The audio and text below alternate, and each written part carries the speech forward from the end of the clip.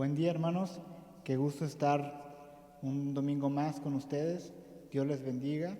En esta mañana, para comenzar con el servicio, vamos a tener nuestra lectura en el libro de los Salmos, el Salmo 127. Salmo 127, tengan listas sus Biblias y Salmo 127, hermanos. Dice así: Si Jehová no edificare la casa, en vano trabajan los que la edifican. Si Jehová no guardare la ciudad, en vano vela la guardia. Por demás es que os levantáis de madrugada, y vayáis tarde a reposar, y que comáis pan de dolores, pues que a su amado dará Dios el sueño. He aquí, herencia de Jehová son los hijos, cosa de estima el fruto del vientre, como saetas en manos del valiente. Así son los hijos sabidos en la juventud. Bienaventurado el hombre que llenó su aljaba de ellos, no será avergonzado cuando hablare con los enemigos en la puerta. Vamos a orar y poner ese tiempo en las manos de Dios. Bendito Señor y Padre, gracias Señor por este hermoso día, Señor. Gracias, Padre, porque nosotros sabemos que hemos de trabajar día a día, Señor, buscando su rostro, buscando, Señor, que el tiempo de alabanza, la predicación, Señor, sea para beneficio, Señor, de nuestras vidas, Señor, que sea para honrarle a usted, Señor.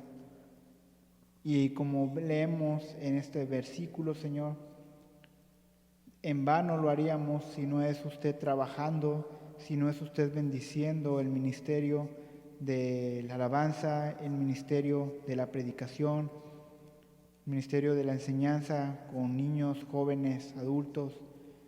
Padre, queremos ser una iglesia, Señor, que se caracterice por ser servidores suyos, Señor, que servimos para su gloria, para su honra. Cada familia tiene eso en común. Sin embargo, Señor, le rogamos, como vemos en este versículo, que siempre le demos la gloria a usted y que sabemos, Padre, que su bendición es primero, Señor. No queremos trabajar en vano, Señor, sino, Padre, que todo el trabajo que se haga sea para su honor y gloria, Señor. Hoy bendiga este día, Padre Santo. Le necesitamos a usted, necesitamos su bendición, Señor. Bendiga a las familias de la iglesia y denos consuelo y ánimo, Señor, para alabarle en ese tiempo. Padre, en ese tiempo que usted ha destinado para que su nombre sea glorificado. Gracias, Señor. En el nombre de Cristo Jesús. Amén. Pasemos el tiempo de alabanza. Dios les bendiga.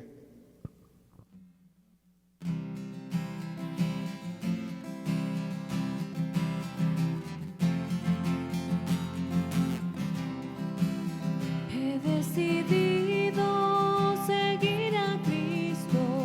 He decidido seguir a Cristo. He decidido seguir a Cristo. No vuelvo atrás, no vuelvo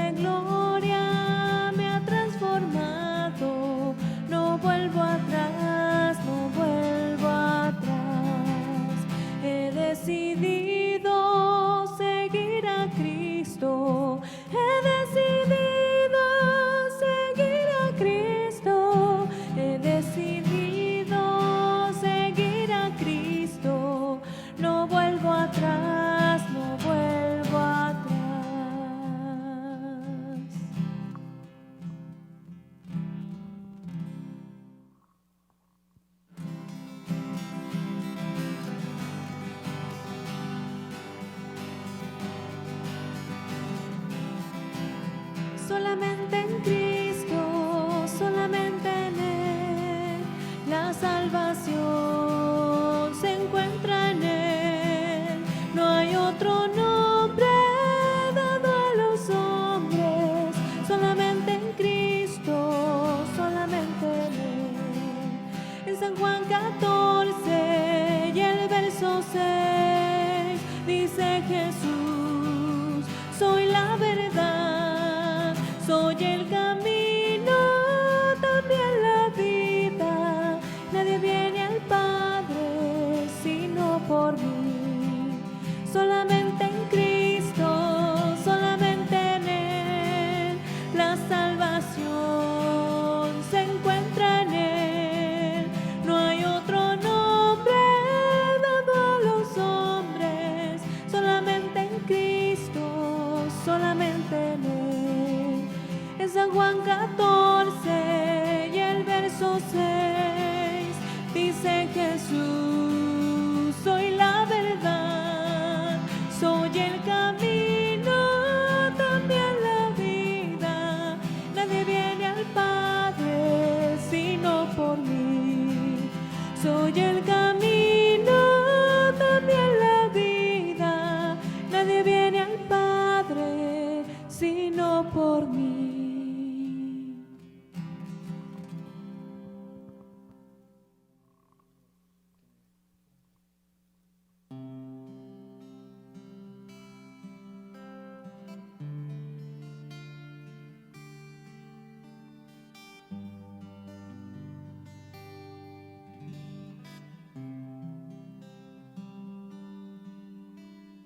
Tu fidelidad es grande, tu fidelidad incomparable es. Nadie como tú, bendito Dios. Grande es tu fidelidad.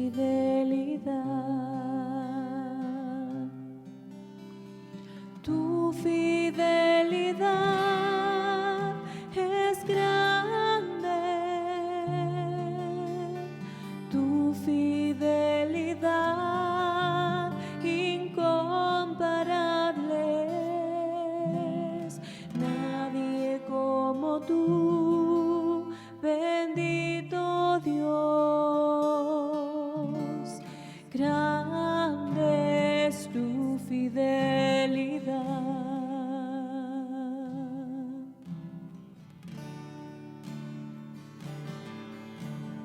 Tu fidelidad es grande, tu fidelidad incomparable es. Nadie es como tú, bendito Dios.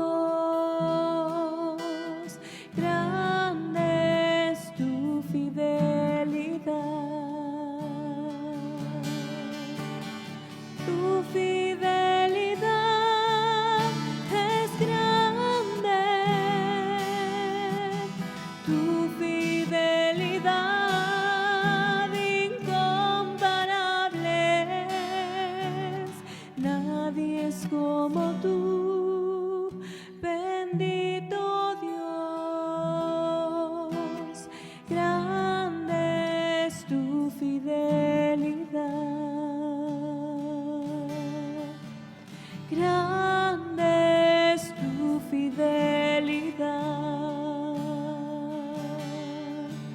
Grande es tu fidelidad.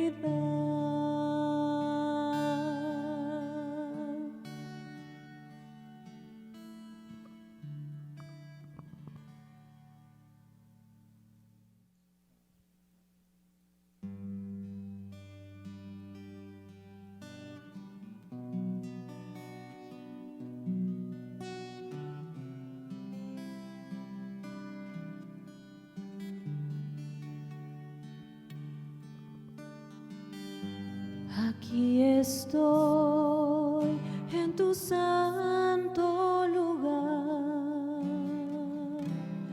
Vine aquí para adorarte,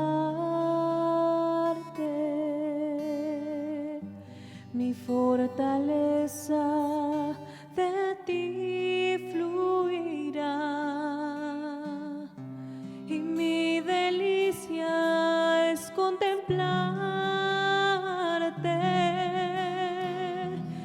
Haré mi morada junto a tu presencia. Quiero ver tu rostro y exaltarte a ti, Señor. Tendré mi refugio junto a tu presencia. Quiero deleitarme solo en ti.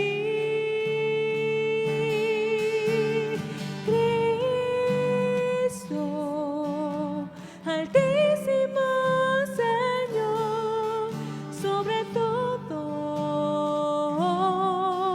esperanza y refugio eres tú, Señor, mi Dios, en ti confío.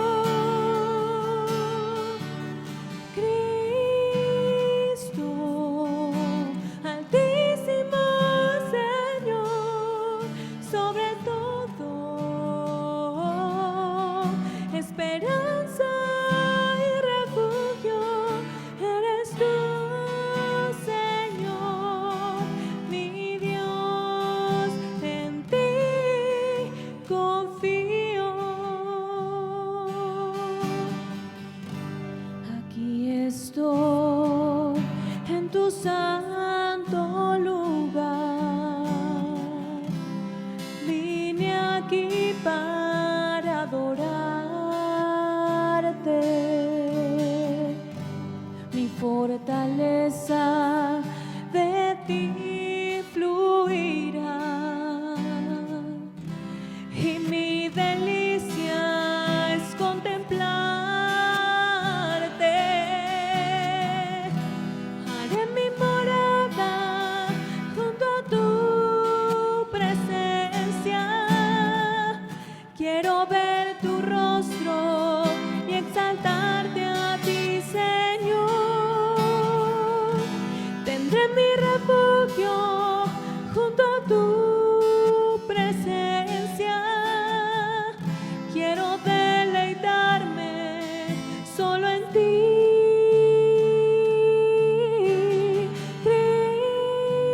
Cristo, altísimo Señor, sobre todo,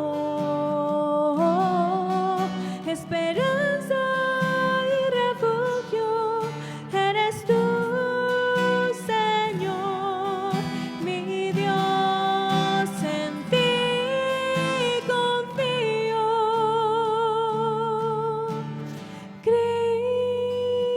Cristo, altísimo Señor, sobre todo,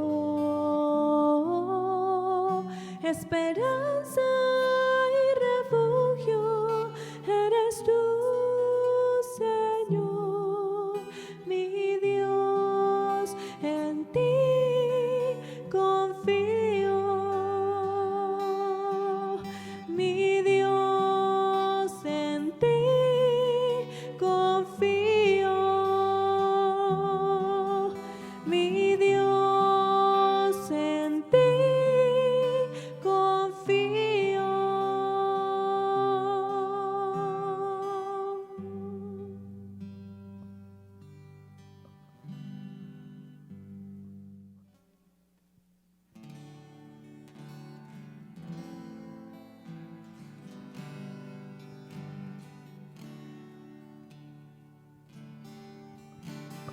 Hay un lugar,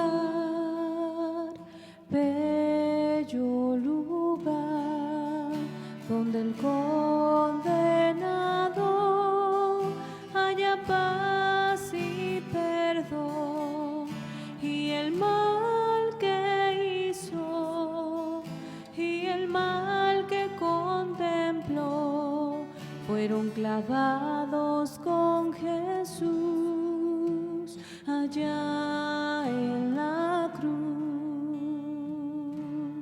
En la cruz, en la cruz, murió Él por mí. En la cruz, me perdonó. Hay un lugar, bello lugar, donde el condenado haya paz y perdón, y el mal que hizo y el mal que contempló fueron clavados con Jesús allá en la cruz. En la cruz, murió Él por mí. En la cruz, me perdonó. En la cruz, murió Él por mí. En la cruz, me perdonó. Hay un lugar, bello lugar.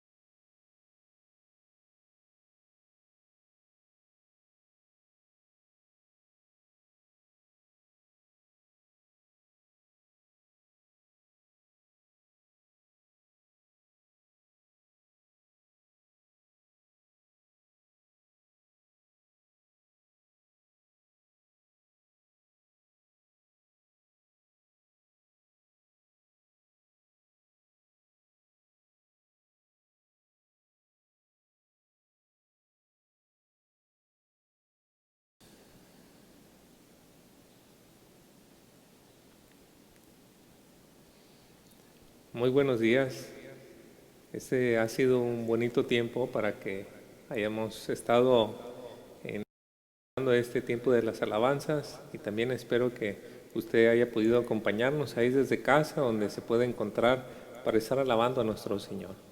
Este domingo 28 de junio vamos a tener también nuestra predicación dentro de nuestro culto, y quisiera iniciar nuestra predicación de este día contándoles de una historia. En esta historia se cuenta de un hombre que llevaba un costal de papas y se encontraba a la orilla de la carretera dirigiéndose al poblado más cercano que estaba allí. Y el poblado más cercano todavía estaba a una buena distancia. El costal de papas pesaba más de 50 kilos y este hombre lo llevaba sobre sus espaldas. Sin duda que se veía que iba a ser un trabajo muy arduo. De pronto, un hombre en un bello pickup grande pasa por ahí, ve a este hombre y siente compasión por él. Se estaciona, lo espera a un lado del camino y le dice al hombre: súbete en la parte de atrás, yo te voy a llevar al poblado donde tú quieres ir. Y el hombre, sin hacer un gesto ni para bien ni para mal, se subió en la camioneta. Así fue que lo fue llevando, y pasado un buen tiempo, el hombre que manejaba el pickup volteó por el medio del retrovisor a ver a la parte de atrás cómo iba aquel hombre que llevaba el costal de papas, y se sorprendió con lo que vio. El hombre estaba parado, cargando todavía el costal de papas. Se supone que le había llevado en el carro para aligerarle su carga, hacer que el hombre pudiera descansar y llegar tranquilamente a su destino.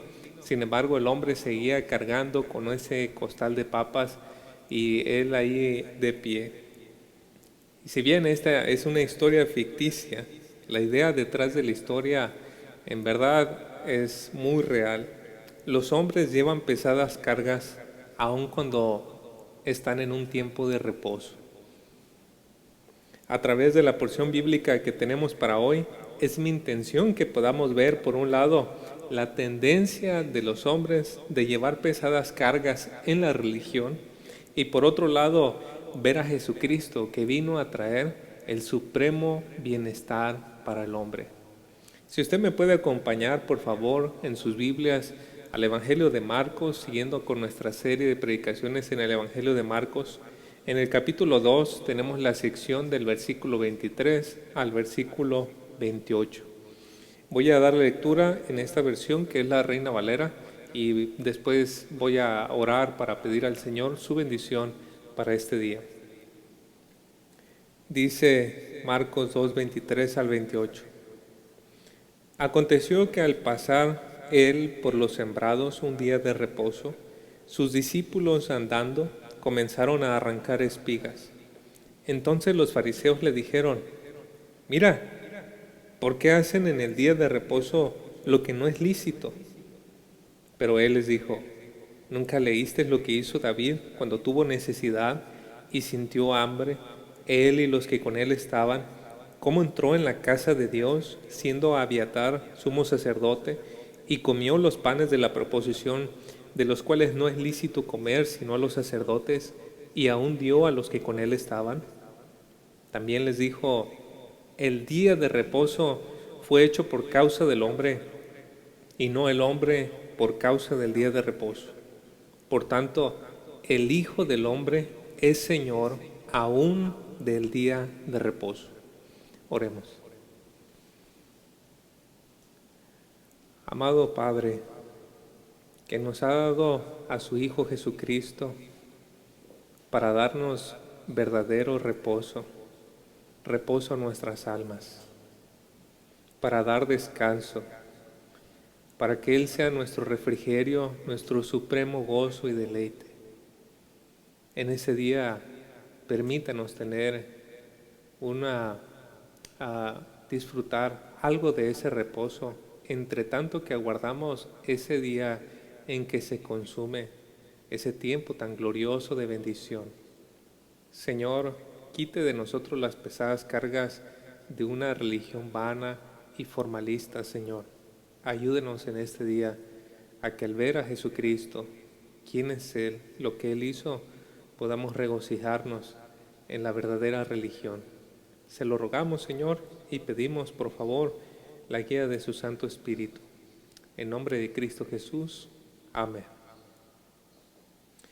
Permítame, con estas palabras que acabamos de leer y de orar en este momento, darles un poquito de panorama acerca de dónde se encuentran estas palabras que nosotros acabamos de ver ahorita.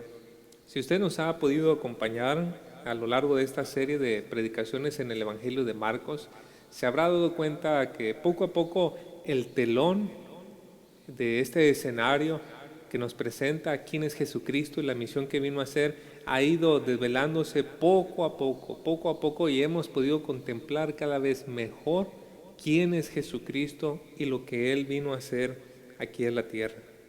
Hasta ahora Jesús nos ha dado evidencias de ser el Mesías profetizado que inaugura una nueva era.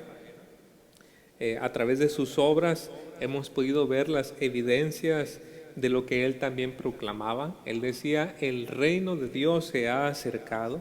¿Y cómo sabíamos nosotros que el reino de Dios se había acercado? Porque el reino de Dios consiste en una completa restauración de aquello que el pecado había afectado, que era la salud, que era la entrada del poder de Satanás para regir en este mundo, que era pues las consecuencias del pecado, la culpa, la condenación y todo eso. Jesús vino a revertir eso y lo hemos visto en el Evangelio de Marcos. Primeramente hemos visto que Él ha estado expulsando demonios, Él ha estado desmantelando el imperio de Satanás aquí en la tierra. También hemos visto que Él ha estado revirtiendo los efectos del pecado, sanando a las personas de sus enfermedades. Hemos visto un paralítico, hemos visto a la suegra de Pedro, hemos visto a alguien con lepra, y muchas otras personas que también habían sido sanadas. También hemos visto que Él ha estado perdonando pecados. Al paralítico le perdonó sus pecados, por ejemplo, revirtiendo entonces el pecado y sus efectos. Y una de las cosas que también Él hizo es reconciliar a los pecadores con Dios. Vemos en el caso de Leví, vemos en el caso de los publicanos, cómo Él estaba enseñando la palabra de Dios a los pecadores y publicanos. Entonces, Él había hablado de que el reino de Dios se ha acercado y en efecto, en su misión vemos que así estaba sucediendo. El reino de Dios se había acercado a la tierra. Y todo esto estaba profetizado en varios libros, pero nos hemos enfocado mucho en el libro de Isaías, porque de ahí parece que Marcos toma mucho del material para el cual nos está instruyendo acerca de la misión y de la persona de Jesús. También hemos visto que a pesar de todas las credenciales que Jesús ha venido dando, hay una oposición de parte de aquellos que deberían de haber sido los primeros en reconocerle. Los líderes religiosos que deberían de haber visto en Jesús el cumplimiento de las profecías son aquellos que más fuertemente se están oponiendo a Él. Porque para ellos Jesús es una persona muy controversial. ¿Controversial por qué? Porque se atribuía la autoridad de perdonar pecados. Y esa es una prerrogativa de Dios. Solo Dios puede perdonar pecados y Jesús se atribuía esa autoridad. También para ellos Jesús era alguien controversial porque se juntaba con los traidores de la patria y con los pecadores. Jesús también era alguien controversial porque sus discípulos no practicaban el ayuno. Y la verdad es que gracias a esas controversias que Jesús tuvo con los líderes religiosos, hemos podido ver unos diamantes brillando delante de nosotros. A través de esas controversias han venido a salir no cosas malas, no cosas lamentables acerca de Cristo, pero hemos visto perlas y diamantes en sus declaraciones y sus actos. Y ahora que tenemos una controversia más, no va a ser la excepción.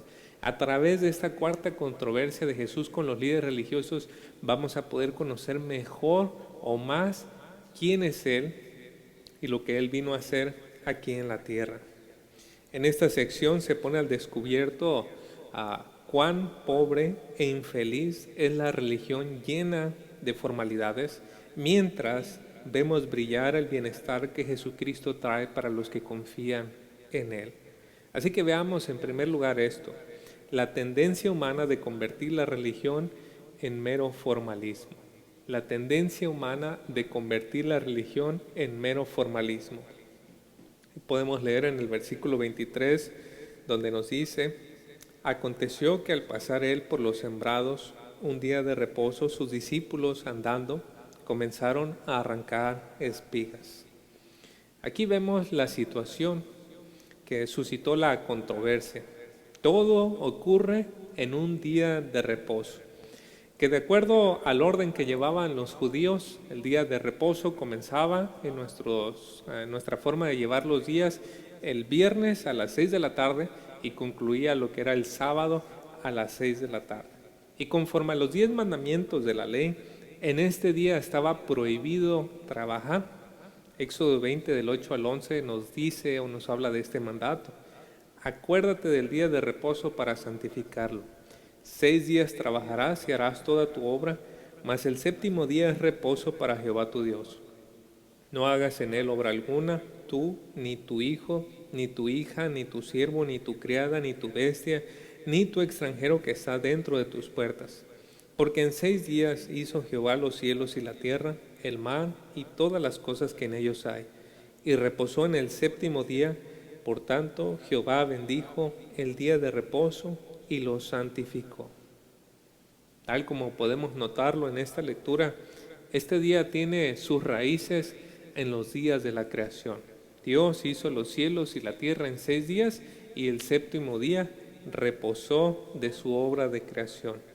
Y según leímos, el día de reposo debía ser entonces un tiempo de reposo para Dios, es decir, de reposo de los hombres para dedicarlo a la contemplación, a la búsqueda, a la comunión con el Señor. Esa era la meta del día de reposo. Mirando a nuestro texto, podemos preguntarnos entonces, ¿Estaban los discípulos acatando ese día? ¿Estaban ellos acatando el mandamiento conforme lo leímos ahorita en ese día? Ellos estaban arrancando espigas, nos dice el texto. Y de acuerdo a la versión del Evangelio de Lucas, en Lucas 6:1, ellos estaban restregando esas espigas para poder sacar el grano y de ahí poderlo comer. Según los fariseos, los discípulos no estaban acatando el día por esas acciones. Nos dice ahí en el versículo 24, entonces los fariseos le dijeron, mira, ¿por qué hacen en el día de reposo lo que no es lícito? La mayoría de los académicos de la Biblia que leí dicen que los fariseos estaban basándose no en las escrituras, sino en sus tradiciones comentadas acerca de las escrituras.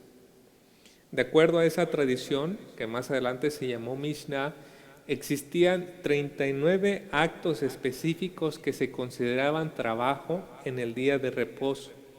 Y uno de esos actos era la siega. Si alguien segaba, se consideraba trabajo y por lo tanto una violación al mandamiento de guardar el día de reposo. Las regulaciones de los judíos, así como esta, eran muy escrupulosas en muchos otros detalles. Y en su celo de los fariseos por guardar la ley, habían puesto un vallado alrededor de los mandamientos para que ninguno pudiera ni siquiera quebrantar esos mandamientos. Sin embargo, algunos de estos mandamientos de los hombres, de los fariseos, se sobreponían a los mandamientos directos de las Escrituras.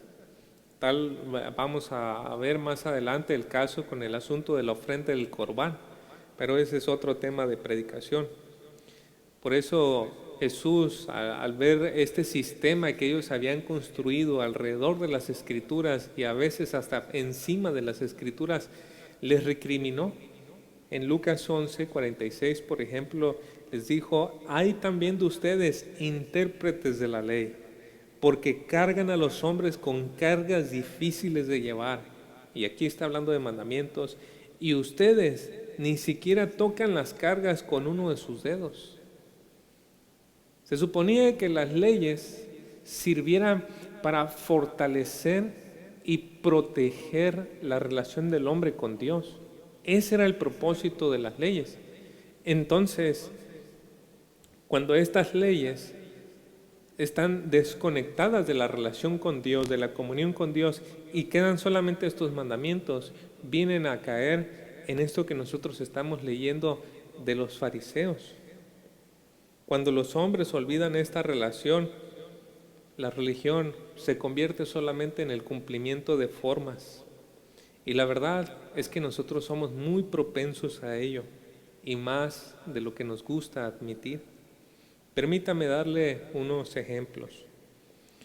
Cuando llega, por ejemplo, el día domingo, y dentro de nosotros preferiríamos, en lugar de estar en el culto, a tener un tiempo de mayor descanso, o pasar un tiempo de dispersión con la familia en algún otro lugar, en la playa, qué sé yo. Cuando nosotros preferimos eso y se nos vuelve una carga el culto del domingo, ya estamos cayendo en el mismo error.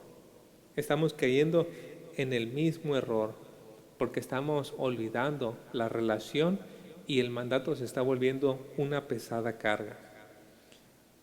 Muchos de los que llegan a servir al Señor, el domingo no estarían en el culto por varios años, por varios domingos durante el año, si no fuera porque muchas veces tienen una responsabilidad que cumplir.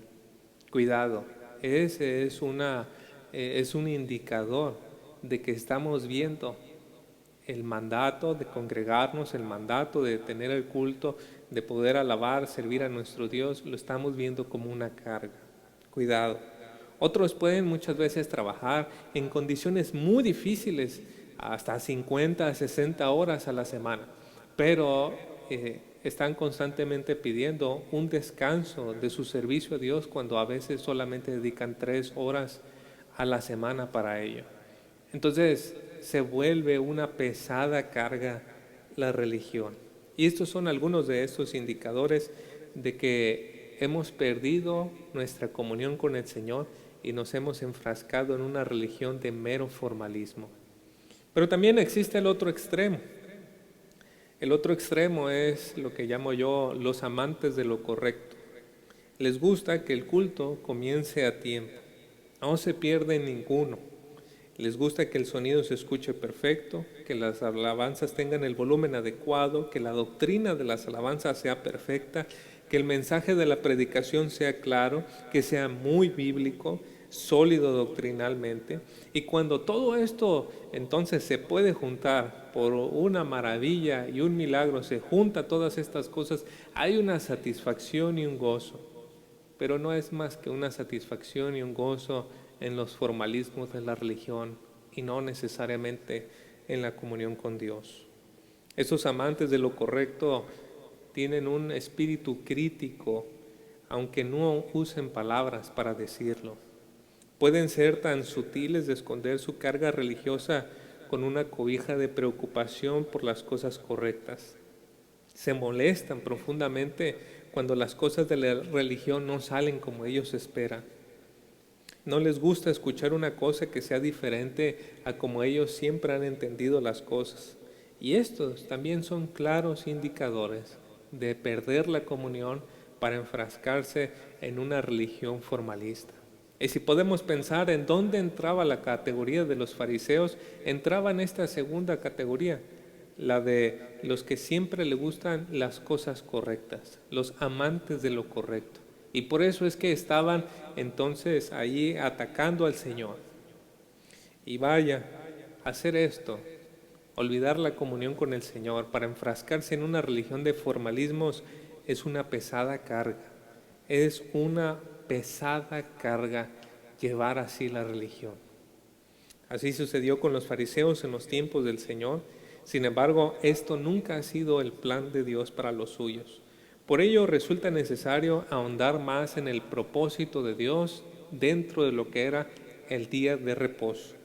Y al hacer esto vamos a notar en segundo lugar la preeminencia de Jesucristo en el supremo bienestar del hombre. La preeminencia de Jesucristo en el supremo bienestar del hombre. Tengamos presente aquí lo que los fariseos le preguntaron a Jesús: ¿por qué sus discípulos no hacían en el día de reposo o hacían en el día de reposo lo que no era lícito?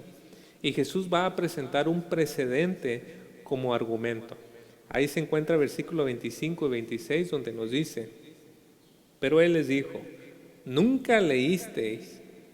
Y los fariseos eran muy estudiosos, así que esto debió haber sido duro. ¿Nunca leísteis lo que hizo David cuando tuvo necesidad y sintió hambre, él y los que con él estaban? ¿Cómo entró en la casa de Dios siendo Abiatar sumo sacerdote y comió los panes de la proposición, de los cuales no es lícito comer sino a los sacerdotes, y aún dio a los que con él estaban? El relato que presenta como antecedente nuestro Señor se encuentra en 1 Samuel capítulo 21 del 1 al 6. En aquella ocasión David se encontraba huyendo del rey Saúl, iba con sus acompañantes y llega a la ciudad de Nob, y ahí en la ciudad de Nob está Ahimelech, el sumo sacerdote, y le pide a Ahimelech que si tiene algo para comer, alimento. Y aquí quiero hacer una nota un poco técnica importante. Jesús dijo que Abiatar era el sumo sacerdote, pero uno va a 1 Samuel y encuentra que dice Ahimelech. ¿Cómo resolvemos esta diferencia? Bueno, se han presentado varias posibles soluciones. En cuanto a mí, la que mayor me satisface tiene que ver con la traducción, una traducción de una palabra ahí en el lenguaje original, que me parece que la Biblia de las Américas lo traduce mejor. En la Biblia de las Américas no dice siendo Abiatar, sino que dice en los tiempos de Abiatar. Y es que Abiatar vivió en esa época, él ya existía en esa época, y en esa época fue que él era sumo sacerdote. Quizás se use su nombre no porque sea directamente la persona, sino porque era el sumo sacerdote más famoso. Entonces, en la época de Abiatar, el sumo sacerdote famoso, sucedió esto. Esa podría ser una explicación de cómo Jesús se refirió al evento que se narra en 1 Samuel capítulo 21. Bueno, cerrando esa nota técnica, el relato apunta a que ese día era día de reposo. ¿Y por qué lo sabemos? En 1 Samuel 21 nos dice que acababan de cambiar el pan. Y este pan que se preparaba era un pan exclusivo para el servicio del templo. Se ponía ahí cada sábado y el pan de la semana anterior se lo llevaban y los sacerdotes podían comer de ese pan. Eran los únicos que podían comer de ese pan. Entonces acababan de reemplazar el pan y el pan que había salido era el único que Ahimelech tenía para ofrecerle a David y a sus acompañantes. Solo les hizo ver que tenían que estar limpios ceremonialmente para poder tomar de ello. David le hizo ver que ellos estaban en una misión especial, estaban consagrados para ello y por lo tanto se encontraban limpios ceremonialmente. Así que el sumo sacerdote accedió y David, como sus acompañantes, comieron del pan que era solamente para los sacerdotes. Debemos saber algo aquí. Dios nunca considera ni consideró poca cosa aquello que las personas hacían en su tabernáculo que no era lo lícito. Vamos a pensar, por ejemplo, en Nadab y Abiú. Ellos ofrecieron fuego extraño, nos dice en Levítico capítulo 10, y Dios les quitó la vida por este acto que hicieron de ofrecer fuego extraño. Los hijos de Elí, por ejemplo, ellos estaban haciendo cosas con los sacrificios en el tabernáculo y otros pecados más que se mencionan en 1 Samuel, y Dios les quitó también la vida. El rey Usías, cuando quiso ofrecer un incienso, le brotó lepra como parte del juicio de Dios, porque esa era una labor que solamente le correspondía a los sacerdotes. Y en el caso de David y sus hombres, no le sucedió nada. ¿Por qué? Porque él no tuvo consecuencias. ¿Qué diferencias había entre David, Nadab y Abiú, los hijos de Elí y el rey Usías? ¿Qué había de diferente entre ellos? Bueno, parece que en el caso de David, o tal como vemos en el texto, en el caso de David, la motivación no fue el orgullo, la motivación no fue el menosprecio por las cosas santas, la motivación de poder pedir este pan fue la necesidad. Ellos tenían hambre y debido a esa hambre el sumo sacerdote les ofreció del pan para que ellos comieran. Por eso es que Dios no castigó a David, porque un mandamiento mayor se sobreponía al ceremonial. ¿Y qué mandamiento es este? El amor que satisface la necesidad. Recuerden, mandamientos de los cuales depende la ley es el amor al prójimo, el amor a Dios. Así que Dios no castigó a David, sino que el mandato del amor se sobreponía para satisfacer la necesidad de ellos, de él y los que estaban con él, en el caso de David. Más allá de lo obvio, Jesús también estaba haciendo una conexión implícita. Jesús estaba comparando él mismo con el sumo sacerdote por haberle permitido a sus discípulos espigar para comer, y se comparaba con David en el hecho de que eran sus acompañantes que estaban en una tarea para Dios. Entonces vemos explícitamente los discípulos pueden comer de esto porque hay un precedente, pero implícitamente Jesús también está hablándonos algo acerca de su identidad. Él se está identificando con el sumo sacerdote y con el ungido David, que todavía faltaba algún tiempo para que fuera rey. Es en base a esto, lo implícito y lo explícito, que tenemos dos reflexiones importantes. Quiero mencionar la primera. Jesús hizo esa declaración como resultado de entender el antecedente. En el versículo 27 Jesús dijo, también les dijo, el día de reposo fue hecho por causa del hombre y no el hombre por causa del día de reposo. Y qué interesante que se ha encontrado un documento donde la tradición de los propios judíos usaba una frase muy parecida a esta que Jesús usa. Así que probablemente él está usando las propias enseñanzas de ellos para ir en contra de los argumentos de los fariseos que lo estaban atacando. Jesús estaba enseñando que Dios no hizo el día de reposo para que el hombre lo lleve como una carga sobre su espalda. Él hizo el día de reposo para que el hombre lo disfrute en la comunión con Dios, para que el hombre se deleite en Él. Es un día delicioso, nos dice en Isaías 58, un día de deleite, de gozo. Esa es la idea del día de reposo. Y esto es lo que vemos explícito en el relato de David con sus hombres. Por otro lado, la segunda reflexión implícita es donde Jesús dijo: por tanto, el Hijo del Hombre es Señor aún del día de reposo. Aquí por segunda vez en este Evangelio encontramos el título El Hijo del Hombre. Ya hemos dicho que el significado de básico de este título es ser representante.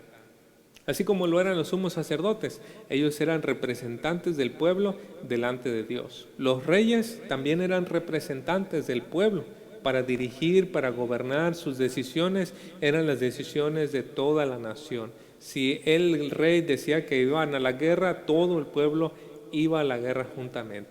Entonces, cuando Jesús usa el título del Hijo del Hombre, debemos de tener implícito que Él está usando el antecedente que nosotros hemos dicho de 1 Samuel capítulo 21. Él está abarcando estas cosas y Él sube un peldaño más en cuanto a la autoridad, porque el sumo sacerdote le permitió a David y a sus acompañantes comer, pero Jesús hizo más que eso. Él muestra que su permiso de que sus discípulos restrieguen la comida y coman del grano, la espiga, y puedan comer del grano, Él muestra que no es solamente como un sumo sacerdote, pero es más que eso.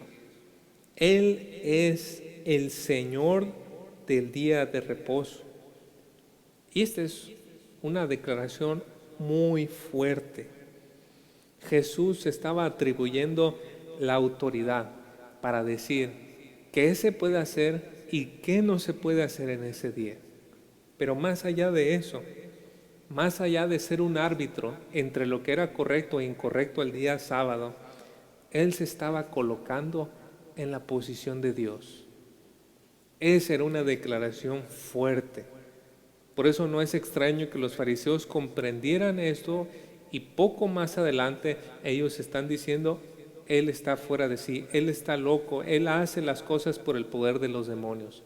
¿Por qué? Porque sus declaraciones eran muy, muy fuertes. No sé si usted lo sabía, pero el tema del día de reposo es un tema muy amplio en las Escrituras. El día de reposo era más que un día para que el hombre pudiera descansar y contemplar a Dios. El día de reposo o el reposo ha prefigurado un momento cuando el hombre va a estar en esa relación con Dios como lo estuvo Adán y Eva en el huerto del Edén. El día de reposo prefiguraba eso, el reposo. Por eso cuando el pueblo de Israel estaba peregrinando en el desierto para ir a la tierra prometida, ellos iban al reposo, el lugar donde ellos esperaban disfrutar plenamente la bendición de Dios. Una especie de huerto de Edén donde ellos pudieran estar en comunión con Dios, disfrutando de la riqueza de esa tierra. Sin embargo, qué interesante es que aun cuando ellos entraban en la tierra prometida, la Escritura hablaba de un reposo más. En el libro de Hebreos 4, 8 al 9 nos dice: porque si Josué les hubiera dado reposo, Dios no había hablado de otro día después de ese. Queda, por tanto, un reposo sagrado para el pueblo de Dios. Y aquí debemos de conectar esto con lo que hemos venido viendo en el Evangelio de Marcos.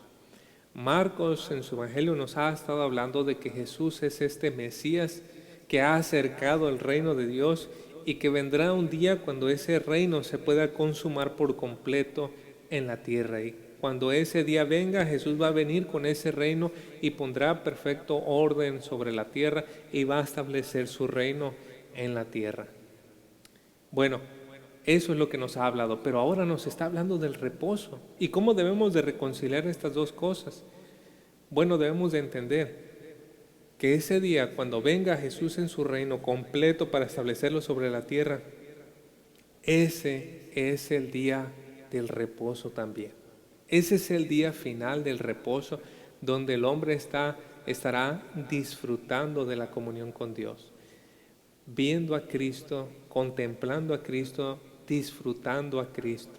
No será solamente un ciudadano, pero esta idea del reposo nos habla de que Él será un adorador, alguien que se deleite en la presencia de Dios. Eso sucederá. Así que tengamos esto en cuenta. Pero para poder empezar a atar cabos con todo lo que acabamos de decir, quiero resumir en dos cosas lo que hemos dicho. Los fariseos cuestionaron el acto de los discípulos de espigar en día de reposo. Y dado que Jesús era su maestro, de alguna manera permitirlo lo hacía responsable a él. Jesús contestó a eso que los fariseos cuestionaron con un antecedente bíblico. Sobre esa base mostró que el amor de Dios en su misericordia se sobreponía a una regulación del día de reposo. Sin embargo, más allá de eso, con su argumento mostró que Él tiene autoridad sobre el día de reposo para ejercer y para hacer y decir que sí y que no se debe de hacer. Y de esa manera Jesús estaba apuntando a ese día glorioso cuando los que han confiado en Él gozarán de la más perfecta bendición en el reino de Dios. Hoy los que creen disfrutan un anticipo de ese reposo que está siendo guardado para disfrutar en comunión con el Señor. Así que quiero empezar a concluir ahorita. ¿A qué nos lleva todo esto que hemos aprendido en este pasaje de Marcos capítulo 2, versículo 23 al 28? Es decir, ¿qué provecho trae para nosotros? ¿Cómo lo podemos empezar a practicar? Primeramente, tenemos que reconocer quién es el Señor del día de reposo. Es Jesucristo. Alrededor de Él es de quien giran todas las más ricas bendiciones. Si usted está unido, ha entrado en este reposo por medio de la fe en Él, en su sangre, en su sacrificio, en la cruz, usted está disfrutando un anticipo de ese día de reposo. Usted puede tener comunión con el Señor y disfrutar de sus ricas bendiciones espirituales que nos son dadas en Cristo Jesús. Al hacer esto, usted sabe que será muy incómodo creer que la religión se trata solamente de formalismos.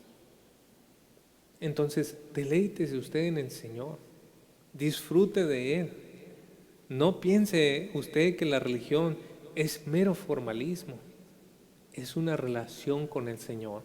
Y todos los mandatos que existen y todas las regulaciones que existen sirven para proteger y fortalecer esa relación con el Señor. Solo hay que pensar, por ejemplo, en el matrimonio.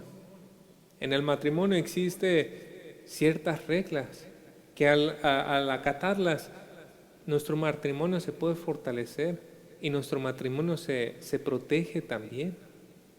Y así es con el Señor. Para eso Dios nos ha dado sus mandamientos. Incluso guardar el día de reposo en la manera que lo guardamos los cristianos el día domingo. Es para fortalecer y para proteger nuestra comunión con el Señor. Y si usted lo llega a ver como una carga, entonces debe de mirar a su corazón si usted ha perdido esa comunión con el Señor, si usted ha estado alejándose de esa comunión con el Señor. Ni usted ni yo tenemos por qué cargar un pesado costal de una religión formalista. Jesucristo nos ha abierto un camino a través de su sangre para que nosotros podamos disfrutar de ese reposo. Y si usted no está disfrutando de esta rica bendición, escuche por favor la invitación de Cristo. Él dijo: venid a mí, todos los que estáis trabajados y cargados, y yo os haré descansar. Llevad mi yugo sobre vosotros y aprended de mí, que soy manso y humilde de corazón, y hallaréis descanso para vuestras almas, porque mi yugo es fácil y ligera mi carga. Piensen en esto al poder haber estudiado esta parte en el Evangelio de Marcos. Permítame orar. Gracias, amado Dios, por proveernos a Jesucristo, nuestro Redentor, nuestro Salvador. Gracias a quien la pesada carga de la religión puede ser puesta a un lado. Y gracias a quien, por medio de esta relación y de esta comunión, estamos dispuestos, Señor, a hacer grandes sacrificios por el gran amor que tenemos por usted. Señor, por favor, ayúdenos a ver cuán religiosos somos en una religión formalista que simplemente se trata de acatar mandamientos y cosas. Ayúdenos a ver, Señor, y poder ser sinceros.